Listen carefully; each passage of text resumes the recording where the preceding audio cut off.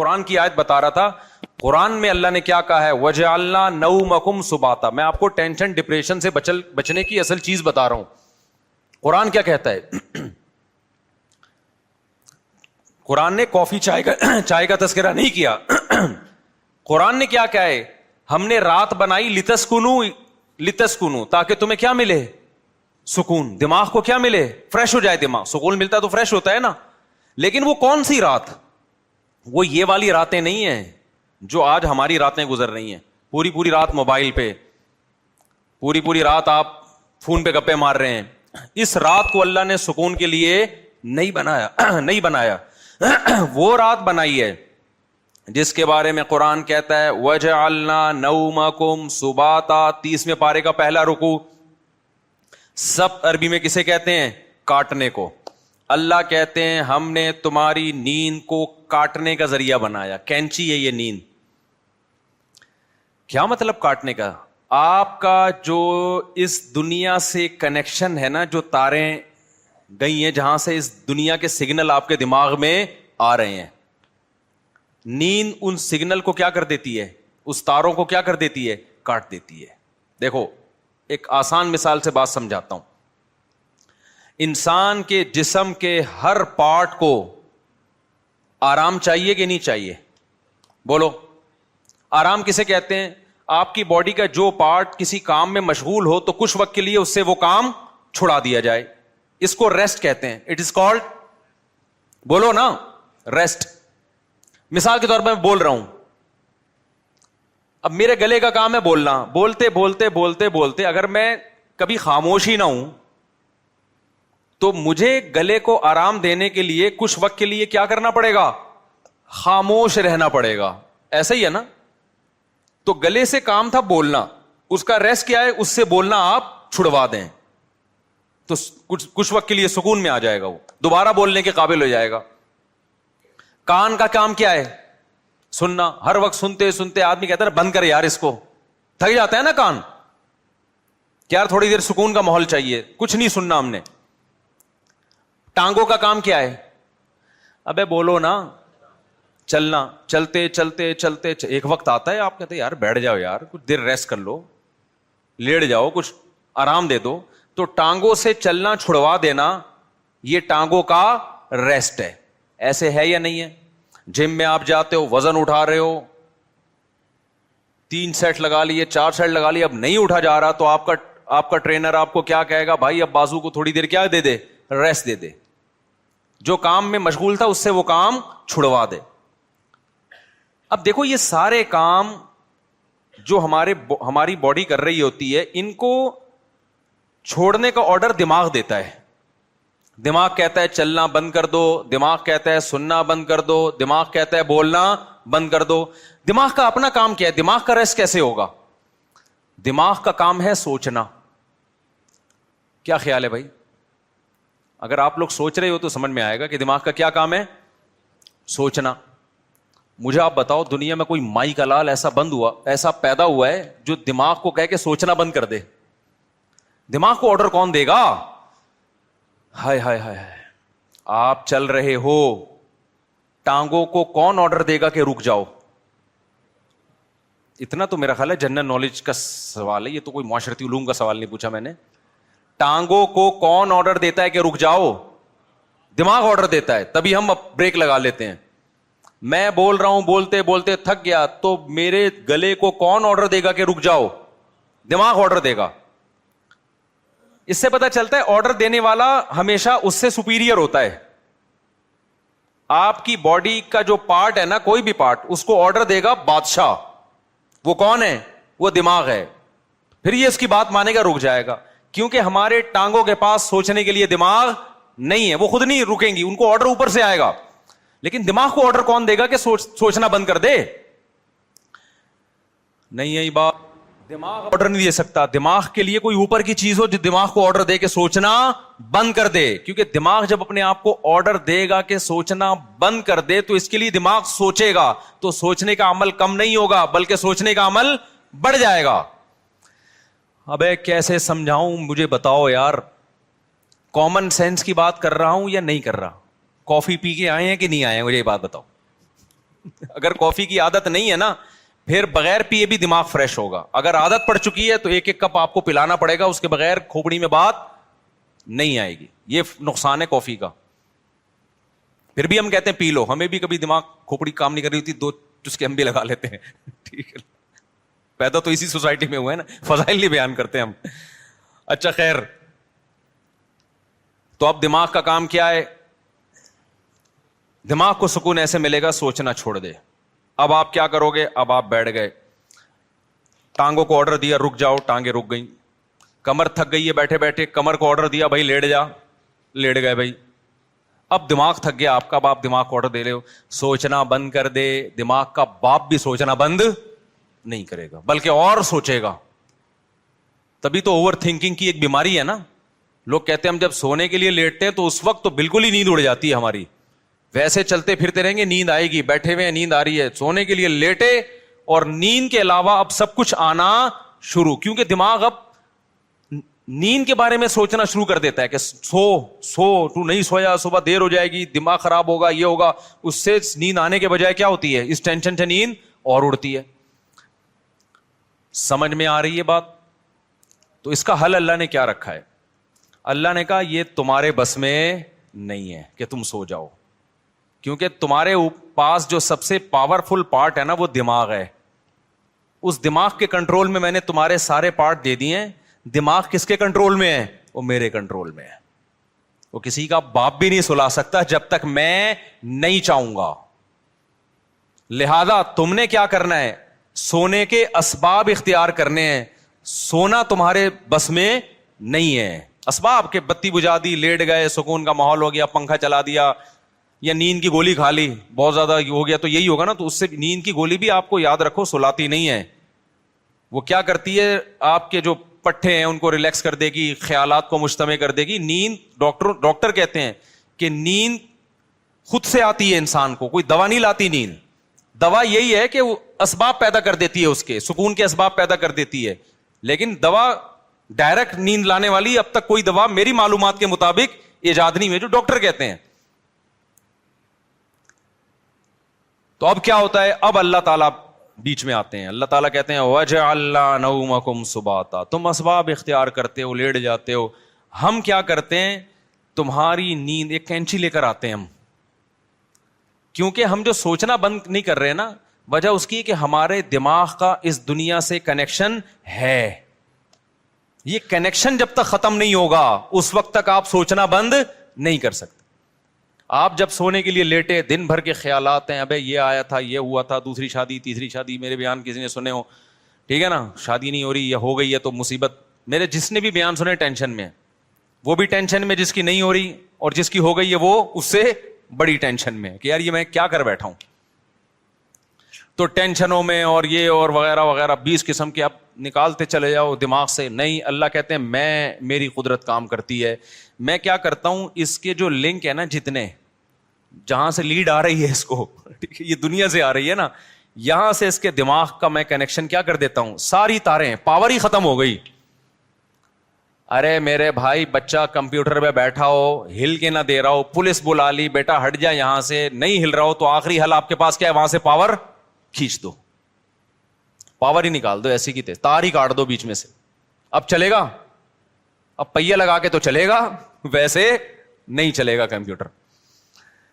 تو اللہ میاں بھی کہتے ہیں وَجَعَلْنَا نَوْمَكُمْ سُبَاتًا, ہم نے تمہاری نیند کو دماغ اور اس دنیا کے کنیکشن کا کاٹنے والا, یہ نیند ایک کینچی ہے جو کیا کرتی ہے؟ تمہارے دماغ کا اس دنیا سے کنیکشن ختم.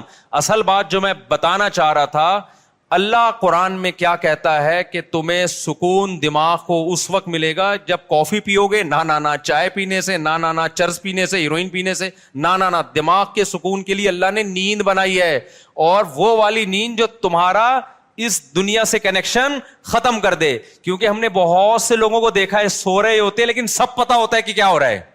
اس کا مطلب ان کی نیند نہیں ہوتی ہے. گھوڑے بیچ کے سونے والی نیند کا اللہ ذکر کر رہا ہے قرآن میں. آپ دیکھ لو نا آج کل جو نیندیں ہو رہی ہیں, سو رہے ہیں اور سب سن بھی رہے ہیں کہ ہو کیا رہا ہے, بیگم کیا باتیں کر رہی ہے, کس کی غیبتیں کر رہی ہے, گھر میں ساس کتنے دن سے آگے ٹھہری ہوئی ہے, جا کیوں نہیں رہی ہے, مہنگائی بڑھ رہی ہے, اسٹیبلشمنٹ نے یہ کیا کر دیا اور فلانے نے یہ کیا کر دیا اور مہنگائی کو یہ کیوں ہو گیا وغیرہ وغیرہ 20 قسم کے مسائل، اور سو بھی رہا ہے. ذرا سی بات کرو تو کہتا ہے کیا. اچھا سوتے سوتے بتا رہا ہوتا ہے چپ ہو جاؤ میں سو رہا ہوں. ابے تجھے پتا کیسے چلا اگر تو سو رہا ہے بھائی. کہتا ہے چپ ہو جاؤ میں کیا کر رہا ہوں، سو رہا ہوں. میں ایک دفعہ سو رہا تھا، گھر والوں نے مجھے اٹھایا کہ دروازے پہ کوئی ہے، تو میں نے کہا مجھے اٹھایا کیوں، کیا نیند خراب نہ ہو جائے نا. میں نے کہا نیند تو ہو گئی خراب، نیند تو ہو گئی خراب. تو گھوڑے بیچ کے سونا، غرق ہو کے سونا، بے ہوش ہو کے سونا، یہ والا سونا کون سا سونا ہے جس کو اللہ نعمت قرار دے رہا ہے اور جو دماغی سکون کا ذریعہ ہے. آج کل یہ والا سونا مارکیٹ سے شارٹ. کیوں شارٹ ہے؟ اس میں ہمارے اپنے گناہ بھی ہیں. اب یہ میرا ٹاپک نہیں ہے لیکن غصے پر کچھ 2 ہفتے سے بیان چل رہا تھا نا، تو اس کو بھی لگا دیتا ہوں اسی کے ساتھ. میں نے بتایا تھا نا آج کل جو ہر آدمی توے پہ بیٹھا ہوتا ہے نا غصے میں، اس کی ایک بہت بڑی وجہ کیا ہے؟ نیند پوری نہ ہونا. لوگ کہتے ہیں ہم تو 7-7 گھنٹے سو رہے ہیں. بھائی آپ سو تھوڑی رہے ہیں، 7-7 گھنٹے آپ سونے کی کوشش میں لگے ہوئے ہیں. اس میں کبھی دیکھو 3 کیفیتیں ہوتی ہیں. ایک انسان اس دنیا میں ہوتا ہے اور ایک بالکل قبر میں ہوتا ہے موت کے بعد. ایک بیچ کی کیفیت بھی ہوتی ہے، کچھ برزخ کی چیزیں دیکھ رہا ہوتا ہے اور کچھ اس دنیا کی چیزیں. قرآن سے پتہ چلتا ہے یہ ایک بیچ کی کیفیت ہوتی ہے جس میں کچھ یہاں کچھ وہاں. بالکل نیند میں بھی ایسا ہی ہے. اللہ نے نیند کو موت سے تشبیہ دی ہے. نیند میں بھی ایسا ہی ہے، یا تو آپ پورے جاگے ہوئے ہیں جیسے بھی بیٹھے ہوئے ہیں، یا آپ پورے سو رہے ہوتے ہیں. آپ کا اس دنیا سے کوئی رابطہ نہیں ہوتا، کچھ پتہ ہی نہیں ہوتا کون رو رہا ہے کون ہنس رہا ہے، سردی ہے گرمی ہے خزاں ہے طوفان آ رہا ہے نہیں آ رہا. اور ایک بیچ کی کیفیت ہوتی ہے جس میں آدھے آدھے خواب بھی دیکھ رہے ہیں اور آدھے آدھے جاگ بھی رہے ہیں. اس والی نیند سے میرے بھائی سکون نہیں ملتا. تو یہ جو گہری نیند ہے نا، اس کے لیے کچھ کام کرنے پڑتے ہیں جو آج کل مارکیٹ سے شارٹ چل رہے ہیں. اور شریعت پہ عمل کر نہیں سکتے جب تک گہری نیند لیتے نہیں ہو، کیونکہ اسلام میں اخلاق کی بہت زیادہ ویلیو ہے. نبی صلی اللہ علیہ وسلم نے فرمایا انسان اچھے اخلاق کے ذریعے تہجد پڑھنے والے اور کثرت سے روزے رکھنے والوں کے مقام تک پہنچ سکتا ہے. یعنی اس کی زندگی میں تہجد بھی نہیں ہے اور روزے بھی نہیں ہیں، لیکن اخلاق کا اتنا اچھا ہے تو اللہ اس کو کس کے ساتھ حشر کریں گے؟ تہجد گزاروں کے ساتھ. اور حدیث میں آتا ہے کہ ایک تہجد گزار اور کثرت سے روزے رکھنے والا برے اخلاق کے ذریعے جہنم کا ایندھن بن سکتا ہے. حدیث کا مفہوم ہے. کیوں؟ بد اخلاقی کی وجہ سے کبھی بیوی سے لڑے گا، کبھی پڑوسیوں سے لڑے گا، کبھی کمیٹی سے لڑے گا، کبھی امام سے لڑے گا، کبھی مؤذن سے لڑے گا، کبھی اسے پٹا، کبھی گاڑی تھوڑی سی آگے اس کو اٹھا کے ٹھوک دیا. ٹھیک ہے نا؟ تو ساری نیکیاں اس کی کیا ہو رہی ہیں؟ ضائع. کیونکہ ہمیں حدیث سے پتا چلتا ہے کہ جو شخص لوگوں پہ ظلم کرتا ہے قیامت کے دن اللہ بدلہ ایسے لیں گے کہ اس کی نیکیاں اٹھا کے اس کے پلڑے میں ڈالنا شروع کریں گے. حتیٰ کہ ایک گالی بھی ناحق دی نا کسی کو تو اس کے بدلے میں بھی اس کی نیکی کہاں جا رہی ہے؟ وہاں جا رہی ہے. اور جب اس کی نیکیاں ختم ہو جائیں گی تو اللہ پھر کیا کریں گے؟ جس نے ظلم کیا ہوگا بد اخلاقی کی ہوگی اس کے گناہ اس کو دینا شروع کر دیں گے. میں سمجھا پا رہا ہوں اپنی بات؟ تو اس سے پتا چلتا ہے بد اخلاقی، بدتمیزی، ہر وقت جلے کٹے رہنا، نیگیٹو سوچ رکھنا، یہ چیزیں اچھے اعمال کے باوجود انسان کو جہنم کا ایندھن بنا دیتی ہیں. اور خوش اخلاقی کے لیے جو میڈیکلی جو ہمارے لیے سب سے زیادہ امپورٹنٹ چیز ہے وہ کیا ہے؟ وہ گہری نیند. تو یہ ہمارے مذہب کا حصہ ہوئی کہ نہیں ہوئی ہے؟ اتنی زیادہ حدیث میں اہمیت ہے نیند کی کہ ایک صحابی آئے، انہوں نے عرض کیا کہ یا رسول اللہ میں ساری رات تہجد پڑھوں گا کیونکہ اللہ نے آپ کی تو ساری خطائیں معاف کر دی ہیں، آپ تو رات کو آرام بھی کرتے ہیں، میں ساری رات تہجد پڑھوں گا، سوؤں گا نہیں. آپ نے فرمایا مر رغب عن سنتی فلیس منی، جو میرے طریقے سے اعراض کرے گا وہ مجھ میں سے نہیں ہے، کیونکہ اصلی و ارقد، میں تو نماز بھی پڑھتا ہوں اور آرام بھی کرتا ہوں. نبی کو معلوم تھا یہ ساری رات تہجد پڑھیں گے نیند پوری نہیں ہوگی، تو پھر آگے نتیجہ کیا نکلے گا؟ آگے نتیجہ یہ نکلے گا کہ وہ تہجد بد اخلاقی کے ذریعے ضائع کریں گے. یہ سمجھتے ہو بات کو؟ تو میں جو نیند اتنا کر رہا ہوں نا، کوئی میڈیکل سائنس کا شعبہ ہی، لیکن میں اس کو اس لیے بیان کر رہا ہوں کہ اس کا مذہب سے بھائی بہت گہرا تعلق ہے. اصلی و ارقد حدیث میں آتا ہے میں تو نماز بھی پڑھتا ہوں اور آرام بھی کرتا ہوں. تم کون ہو بھائی جو نماز ہی پڑھتے رہتے ہو, آرام نہیں کرو گے رات کو؟ اور ہمارے نبی صلی اللہ علیہ وسلم کی نیند گہری تھی, اتنی گہری تھی کہ آپ صلی اللہ علیہ وسلم کے ہلکے سے خراٹے کی آواز بھی آتی تھی. جب انسان بہت تھک کے سوتا ہے اور گہری نیند سوتا ہے تو جن کو خراٹوں کی بیماری نہیں بھی ہے ان کے ہلکا ہلکا تیز سانس کی آواز آتی ہے. تو ہمارے نبی صلی اللہ علیہ وسلم بھی جب سوتے تھے, آرام کرتے تھے, تو آپ سے معمولی خراٹوں کی آواز آیا کرتی تھی. یہ اس کی علامت تھی کہ آپ صلی اللہ علیہ وسلم کی نیند ہلکی نہیں تھی بلکہ گہری نیند تھی. سمجھتا نہیں ہے نا بات کو. اب گہری نیند کے لیے پھر وہ ٹپس ہیں, وہ ڈاکٹروں سے پوچھیں, آپ اس ڈاکٹر سے پوچھیں خود سو رہا ہو ٹائم پہ, کیونکہ ڈاکٹر خود 3-4 بجے کلینک بند کر کے آ رہے ہوتے ہیں. سمجھ رہے ہو نا؟ تو لیکن اس میں چند چیزیں, ورزش کرے انسان, یہ چائے کافی وافی ان چیزوں سے اپنے آپ کو اس عذاب سے جان چھڑائے. اور بہت ہی کچھ شوق ہے تو چائے پی لو, وہ بھی دن میں 2 کپ بہت زیادہ ہے, لیکن ثواب سمجھ کے وہ بھی نہ کرو. اور رات کو انسان جلدی سے, رات کو موبائل بند کر کے رکھ دے لاکر میں. موبائل جو ہے نا یہ رات کو دیکھو ہی نہیں, یہ بہت بڑی تباہی ہے. سو جاؤ رات کو, صبح 2 بجے 3 بجے اڑ جاؤ, اس کے بعد نماز پڑھو, تلاوت کرو, اللہ سے دعا مانگو, پھر موبائل دیکھ لو بیٹھ کے. بھائی کوئی مفید چیز اگر آپ نے دیکھنی ہے, کوئی جنرل نالج کی چیز دیکھنی ہے, کسی کا ولاگ دیکھنا ہے کہ میں بیت الخلاء میں بیٹھا ہوا ہوں کیسا لگ رہا ہوں, ٹھیک ہے نا, اس طرح بھی ولاگ بھی ایسے آ رہے ہیں کہ بس جو اٹرم پٹرم اٹھا کے ڈال دو. بس میں جا رہا ہوں, میں نانی کے جا رہا ہوں, میں خالہ کے جا رہا ہوں, میں پپو کے جا رہا ہوں. تو جا رہا ہے بھائی, تو ساری دنیا جاتی ہے, تو پہلی دفعہ تھوڑی جا رہا ہے. چلو کوئی دوسرے ملک میں جا کے ولاگ بنا رہا ہے, آپ نے وہ ملک دیکھا نہیں ہے, تو آپ کا یار بغیر ٹکٹ ویزے کے کنٹری دیکھنے کو مل رہا ہے, پھر بھی سمجھ میں آتا ہے. لیکن ایسے ایسے ولاگرز آ رہے ہیں, ان پہ تو مجھے تعجب اس لیے نہیں ہوتا کہ ان کو پیسہ مل رہا ہے نا, تعجب تو آپ پہ ہوتا ہے کہ یار آپ کے پاس اتنا ٹائم کہاں سے آ گیا. اور یہ بھی ایک بڑی بےغیرتی کی بات ہے, جس کا ولاگنگ کا چینل نہیں چل رہا نا, اپنی خوبصورت بیوی کو ادھورے لباس میں وہ لے آتا ہے. یار دیکھو, غیرت پہلے ہے, پیسہ بولو بعد میں. میں نہیں کہہ رہا کہ جو بھی عورت کو لے کر آ رہا ہے وہ گندی سوچ کا ہے, بری سوچ کا ہے, میں کسی پہ الزام نہیں لگا رہا. لیکن آپ کی بیوی اٹریکٹیو ہے, خوبصورت ہے, جوان ہے, اور ادھورے کپڑے میں آپ اس کو لا رہے ہیں, تو اس میں تو میرا خیال ہے کوئی دو رائے نہیں ہو سکتی کہ آپ کی نیت کیا ہے.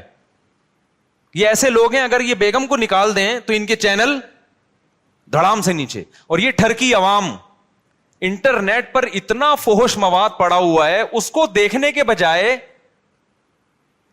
کہیں بھی ان کو کوئی چاہیے کہ اپنی بیگم کے ساتھ آ رہا ہو.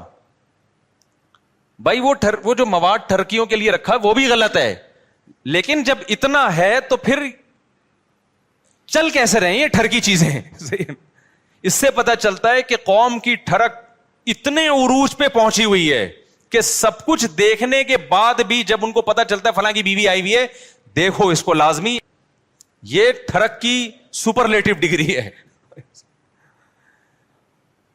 بھائی مسئلہ یہ ہے نا کہ نہیں چل رہا تو اپنی بیگم, خوبصورت سی بیگم ادھورے کپڑوں میں لے آئی, تو سوال پیدا ہوتا ہے بھائی جس نے ادھورے کپڑوں میں عورت دیکھنی ہے وہ فلمیں دیکھ لے گا جا کے, وہ ناچ گانے والی عورتیں دیکھ لے گا, تو وہ آپ کی بیگم کو کیوں دیکھے گا؟ لیکن نہیں, وہ بھی دیکھے گا. تو یہ ٹھرک, آپ یو کے سے آئے, آپ کو یہاں کا اندازہ ابھی نہیں ہے. یہ لندن چھوڑ کے پاکستان آ گئے, کہنے بہت اچھا ملک ہے, یقیناً بہت اچھا ملک ہے بھائی, ان لوگوں سے ہم پھر بھی بہت اچھے ہیں. ان میں یہ چھچور پنا اس لیے نہیں ہے کہ وہ اس سے بڑی چیزوں کے عادی ہو چکے ہیں. ہمارے یہاں کے نائٹ کلب ولب نہیں ہے, تو یہ بےچارے کسی کی بیوی ادھورے کپڑوں میں دیکھ کے تھوڑا سا کیا ہو جاتے ہیں, خوش ہو جاتے ہیں. ان سے آپ کمپیئر نہیں کر سکتے, کیونکہ یہ نا بہت سے لوگ کہتے ہیں پاکستان میں فحش فلمیں سب سے زیادہ دیکھی جاتی ہیں. غلط ہے, نہیں دیکھنا چاہیے, لیکن اس کا یہ مطلب نہیں کہ وہ ہم سے اچھے ہیں. بناتے کون ہیں یہ فلمیں؟ وہ لوگ بناتے ہیں, تو بنانے والا زیادہ برا ہے, سمجھ رہے ہو؟ جس میں جو بالکل ہی حیا لیس ہو جائے گا وہ بنائے گا. پاکستانی کم از کم اس سے تو کم ٹھرکی ہے نا, بنا تو نہیں رہا اتنی, پھر بھی دیکھنا چھوڑ دو. ایسا نہ ہو کہ آپ بولیں گے چلو دیکھنے کی وہ پرمیشن, دیکھنا بھی غلط ہے, لیکن اس سے آپ جو دوسری قوموں سے کمپیئر کرتے ہیں نا پاکستانی کو کہ یہ بڑے ٹھرکی ہیں, ایسا بالکل بھی نہیں ہے. ان لوگوں سے وہ ٹھرک کی بہت اوپر لیول پہ پہنچے ہوئے ہیں. وہ یہ بد نظری جیسی چھچور پنے کو ٹائم ویسٹنگ سمجھتے ہیں, ٹھیک ہے نا. یہ پاکستان کے غریبوں کے کام ہے یہ کام. خیر, تو جلدی سے میں بات کو سمیٹوں, کہاں سے کہاں چلی گئی. تو میں یہ کہہ رہا تھا یہ تھوڑا سا کنٹرول کر لیں سونے وونے کو, تاکہ اوپر کی سیٹنگ کیا ہو جائے, سیٹ ہو جائے, اور یہ طلاقیں بھی کم ہو ہماری سوسائٹی میں, اور یہ مار دھاڑ کے واقعات بھی کم ہو, اور یہ جو یونیورسٹیوں میں ڈرگس چل رہا ہے, چرس, آئس, یہ سب چیزیں سکون کے لیے لے رہے ہیں لوگ, لیکن اس سے سکون آنے کے بجائے تباہ اور برباد ہو رہا ہے. دیکھو مذہب خدا کی قسم بہت بڑی نعمت ہے. مذہب آپ کے پاس آپشن چھوڑ دیتا ہے سوچنے کا. شرابی شراب کیوں پیتا ہے, وہ کہتے ہیں اس میں کیا خرابی ہے, وہ بحث کرے گا. کچھ لوگ بتائیں گے کہ یہ فائدہ مند چیز ہے, کچھ کہیں گے نقصان دہ چیز ہے. تو وہ اپنی دماغ استعمال کر کے پلس مائنس کر کے ایک فیصلہ کر کے کچھ چھوڑ دیں گے, کچھ پینا شروع کر دیں گے. جو پینا شروع کرتے ہیں سوسائٹی کو کتنا نقصان ہوتا ہے. مذہبی آدمی کے پاس یہ آپشن ہے ہی نہیں. اس کے پاس 2 اور 2 4 کی طرح ہے کہ انما الخمر والمیسر والانصاب والازلام, اے ایمان والو شراب اور جوا کیا ہے, حرام ہے. بس جب حرام ہو گئی تو اب ہمارے پاس آپشن ہی نہیں ہے نا سوچنے کا کہ یہ صحیح ہے کہ غلط ہے. بس غلط ہے, جب اللہ نے کیا دیا غلط ہے تو کیا ہے, غلط ہے یہ. اب دیکھو جو لبرل طبقہ ہے ان میں پردہ ختم ہوتا جا رہا ہے. اپنی بیویوں کو دوسرے کی بیویوں سے, دوسرے دوستوں سے ملانا, دوست کی بیوی آپ کی بیوی سے, آپ کی بیوی اس کے دوست سے, کزنیں آپس میں مل رہی ہیں, اکٹھے ڈانس بھی کر رہے ہیں. وجہ کیا ہے کہ وہ یہ بحث کرتے ہیں کہ اس میں غلط کیا ہے. بھائی اگر کزن نے کزن کے سامنے ڈانس کر لیا, بہنوں کی طرح ہی ہے نا ہم لوگ, کوئی ہماری نظریں خراب تھوڑی ہیں. اس سے آہستہ آہستہ سوسائٹی کس کی طرف جا رہی ہے, تباہی کی طرف. زنا کے واقعات, گھروں سے بھاگنے کے واقعات, ماں باپ کے ساتھ بدتمیزی. جس لڑکی میں حیا نکل گئی, ابا اماں کے ساتھ تمیز سے بات اب وہ کبھی بھی نہیں کر سکتی. لیکن مذہبی لوگوں کے پاس اللہ کی کتنی بڑی رحمت کہ ان کے پاس یہ سوچنے کا آپشن بولو نہیں. کیوں آپشن؟ بھائی بیوی کو آپ نے دوست سے پردہ کرانا ہے, ختم. یہ کس کا حکم ہے؟ ہم تھوڑی کہہ رہے ہیں دوست کی نظریں خراب ہیں. ہو سکتا ہے اس کی نظر آپ سے زیادہ اچھی ہو, وہ نہ بری نظر سے دیکھے, لیکن یہ آپشن ہمارے پاس اللہ میاں نے کیا کر دیا ہے. بھائی جوان بیوی ہے تو آپ کو اپنے دوست سے اس سے پردہ بولو کرانا ہے, ختم. میرے سارے گھر والے میرے بھائیوں سے پردہ کرتے ہیں الحمدللہ. ہماری بھابھی ہم سے پردہ کرتی ہیں. ہم سب جوائنٹ فیملی میں اکٹھے رہے ہیں. ہم لوگ 4 بھائی تھے اور میری والدہ کی 6 بہویں تھیں. یہ بھی پہلی تھی. حالانکہ 4 بھائی میں بہویں کتنی ہوتی ہیں, 4 بہو. اس وقت 6 بہو. اگر ابھی والدہ زندہ ہوتی تو ایک کیلکولیٹر خریدنا پڑتا ان کو بہوؤں کو گننے کے لیے. خیر, تو ہم ایک گھر میں رہے ہیں اور 4 بھائی اور والدہ کی بہویں کتنی, 6 بہویں. تو سب والدہ کی سب بہویں دیوروں سے جیٹھوں سے پردہ کرتی تھیں. یہ جو لوگ کہتے ہیں نا جوائنٹ فیملی میں پردہ ممکن نہیں ہے, یہ میں نہیں مانتا. ہم نے تو کر کے دیکھا ہے بھائی اپنے گھروں میں الحمدللہ. لیکن ہم نے دیکھا ہے کہ بہت سی لڑکیاں جب دیور سے یا جیٹ سے پردہ کرتی ہیں تو بڑا مسئلہ گھر میں یہ کھڑا ہوتا ہے کہ دیور یا جیٹ کہتا ہے کہ کیا میں تمہیں برا آدمی نظر آتا ہوں جو مجھ سے پردہ کر کے بیٹھ گئی ہو. میں سمجھا پا رہا ہوں اپنی بات. ہماری نظریں کیا خراب ہیں؟ ہمیں باہر دیکھنے کے لیے بہت ساری عورتیں جو آپ پردہ کر کے بیٹھ گئی, ہمیں پتہ نہیں کیا سمجھ رہی ہو. یہ جب بحث گھر میں شروع ہوگی تو آپ پردے کا ماحول نہیں بنا سکتے. اسلام نے ہمارے لیے یہ بحث کا دروازہ کیا کر دیا, بولو بند. اسلام نے کہا بھائی عورت کا زینت اس کا بھائی, اس کا باپ, اس کا شوہر, اس کا بھتیجا, اس کا بھانجا, اس کا چچا, یہ دیکھ اس کے سامنے آ سکتی ہے, پوتے نواسوں کے سامنے بھی. اس کے علاوہ سارے اس کے لیے کیا ہیں, نامحرم.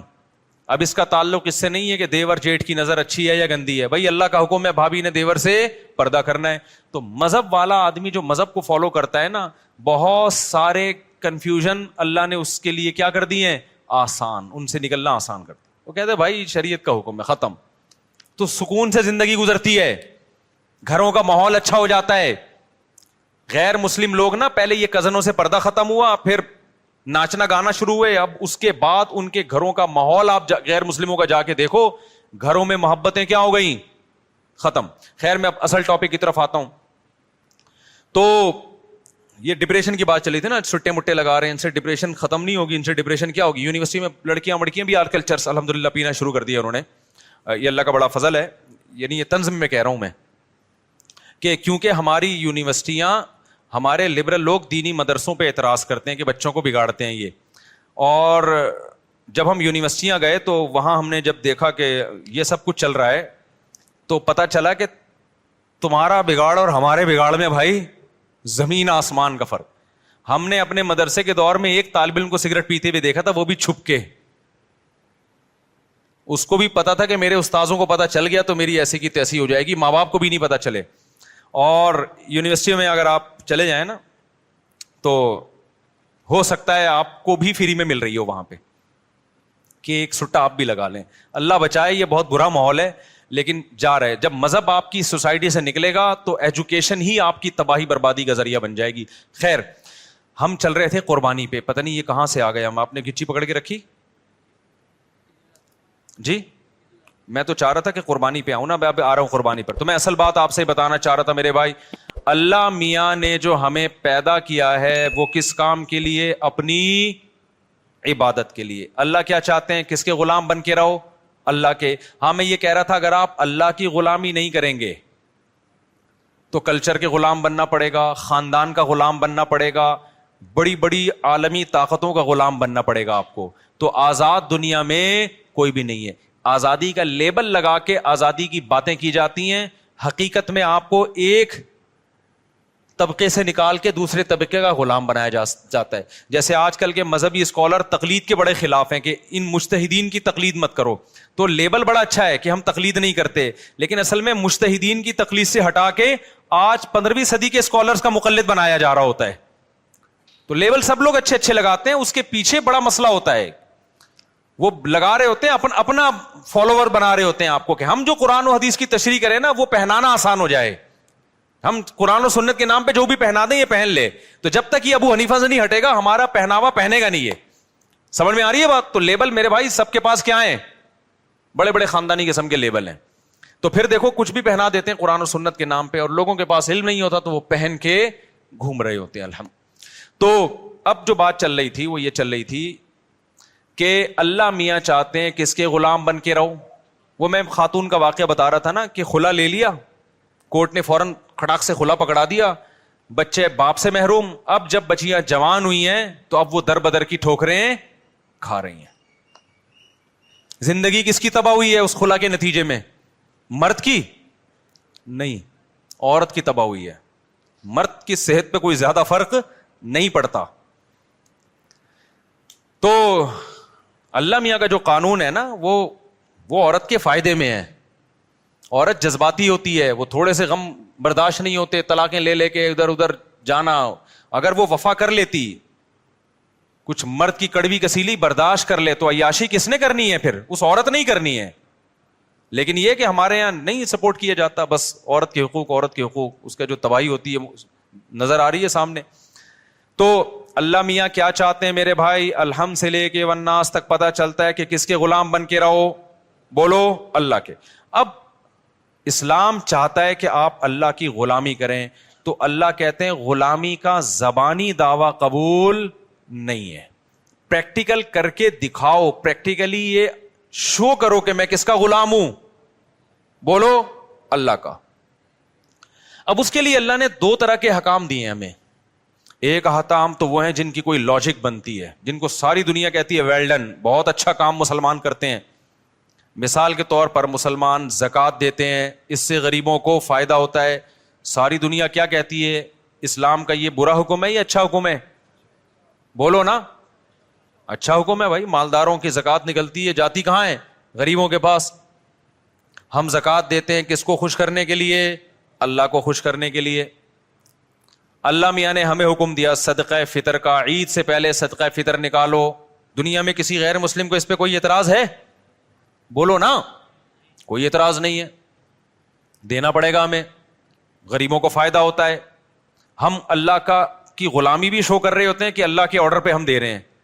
تبھی تو ہندو تھوڑی دیتے ہیں عید الفطر میں, عیسائی دیتے ہیں عید الفطر میں, مسلمان دیتے ہیں. یہ شو کرنے کے لیے کہ ہم کس کے بندے ہیں؟ اللہ کے. اللہ نے ہمیں حکم دیا کہ عید کی خوشیوں میں غریبوں کو شریک کرنے کے لیے کیا دو؟ صدقہ فطر. اور اللہ نے کہا جس کے جتنے زیادہ بچے ہیں وہ اتنا زیادہ صدقہ فطر دے. حیرت کی بات ہے یار.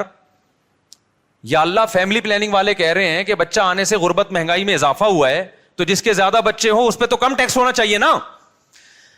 ابے یار کیا کریں, کیسے سمجھائیں بھائی؟ اس کے آنے سے تو مہنگائی بڑھی ہے, باپ کی جیب پہ بوجھ آیا ہے. تو اسلام کہہ رہے جتنے بچے ہوں گے صدقہ فطر اتنا ہی زیادہ ہوگا. کیوں؟ اسلام کہہ رہے سورس آف انکم تمہاری زیادہ ہے کیونکہ تمہارے بچے زیادہ ہیں. یہ صرف پیٹ لے کے نہیں آئے, 2 ہاتھ اور 2 پاؤں لے کے بھی آئے ہیں. یہ سورس آف انکم ہے, یہ وسائل ہیں, یہ اثاثے ہیں, یہ ایسٹس ہیں. فیملی پلاننگ والا یہ تو بتائے گا بچہ پیٹ لے کے آتا ہے, یہ نہیں بتاتا کمانے کے لیے 2 ہاتھ اور 2 ٹانگیں بھی لے کر آتا ہے. اور ایسے 2 ہاتھ اور ایک پیٹ ایک ہوتا ہے, کمانے کی پاور 10 آدمیوں کو کھلانے کی طاقت لے کے آتا ہے. وہ سمجھ میں آ رہی ہے بات؟ تبھی سب سے زیادہ اس محلے میں الحمدللہ صدقہ فطر میرا نکلتا ہے, الحمدللہ. اور صدقہ فطر جرمانہ نہیں ہے, کیونکہ عید کے دن جرمانے نہیں لیے جاتے, عید کے دن شکرانہ ہوتا ہے. تبھی صدقہ فطر کا دوسرا نام کیا ہے؟ شکرانہ. تو اللہ نے کہا جس کی اولاد زیادہ ہے اس پر شکر بھی زیادہ ہے. اس سے پتہ چلتا ہے اسلام میں اولاد کی کثرت یہ نعمت ہے, یہ ٹینشن یا بوجھ نہیں ہے. سمجھتا نہیں ہے نا بات کو؟ خیر, آپ کی سپیڈ میں کوئی فرق نہیں پڑنے والا, ہمیں پتا ہے. آپ 2 بچے ہی اچھے لے کے چلیں, پھر بڑھاپے میں ترسو گے آپ, جوانی میں بھی ترسو گے. بچوں سے تو گھر میں رونق ہوتی ہے یار, آنکھوں کی ٹھنڈک ہوتے ہیں. تو خیر, توکل نہیں ہے, دنیا کو مسافر خانہ نہیں سمجھتے, بس وہی کیلکولیشن لے کے چلے رہتے ہیں. تو پڑے رہو پھر کالو کا لیٹر لے کے, اتنے پیسے ہو گئے, اتنے بچے ہو گئے, اتنی بیویاں ہو گئی, یہ بچ رہا ہے. تو ابے بھائی یہ اس کا تعلق اللہ پہ توکل سے, شادیاں بھی کرتا جا, بچے بھی پیدا کرتا جا, رزق کے دروازے کھلتے چلے جائیں گے, کھلتے چلے جائیں گے. کچھ اللہ بھی تو ہے نا, اللہ کو مانو بھی تو, اور خوش رہو یار. غربت بھی ہے تو کیا ہے, بیسک ضرورتیں الحمدللہ پوری ہوتی رہیں گی. بہت زیادہ ہو گیا نا تو ٹماٹر بیچو گے, یہی ہوگا نا. تو کیا ٹماٹر والے جنت میں نہیں آئیں گے؟ کیوں اپنے آپ کو یہ اتنا فن خان بنا لیا ہے کہ جی میں سفید کالر اور کالر اونچے کر کے میں کیوں ٹماٹر؟ بھائی ٹماٹر والے بھی تو ہوتے ہیں. اللہ اس کی اللہ تعالیٰ بچائے گا انشاءاللہ, اللہ مدد کرتا ہے. لیکن ایک مثال دے رہا ہوں میں. تو مزید اسلامی ویڈیوز کے لیے ہمارے چینل کو سبسکرائب کریں.